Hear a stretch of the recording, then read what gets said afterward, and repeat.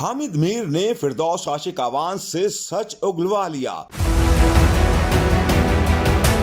فردوس عاشق اعوان نے تحریک انصاف کو کیوں چھوڑا؟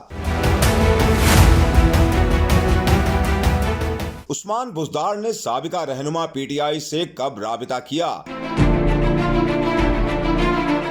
ترجمان آئی پی پی کے اندر کا لاوا باہر آ گیا۔ سینئر صحافی اور اینکر پرسن حامد میر کے پروگرام میں استحکام پاکستان پارٹی کی ترجمان فردوس عاشق اعوان کی ایک نہ چل سکی۔ حامد میر کے ساتھ سوالات کے سیشن میں فردوس عاشق اعوان نے بڑے رازوں سے پردہ اٹھا دیا۔ ترجمان استحکام پاکستان پارٹی نے دعویٰ کرتے ہوئے کہا کہ ہماری جماعت سے سب سے زیادہ رابطہ عثمان بزدار نے کیا۔ پارٹی میں شمولیت کے لیے عثمان بزدار بار بار رابطہ کرتے رہے، لیکن یہ فیصلہ کیا گیا ہے کہ انہیں پارٹی میں قبول نہیں کیا جائے گا۔ قائد تحریک انصاف سے شکوہ کرتے ہوئے فردوس عاشق اعوان نے کہا کہ ان کا جرم یہ تھا کہ انہوں نے اپنے قائد کو پارٹی میں لوٹ مار سے متعلق آگاہ کیا۔ افسوس، بجائے اس کے کہ میری تعریف ہوتی، مجھے ہی مستعفی ہونے کا کہا گیا۔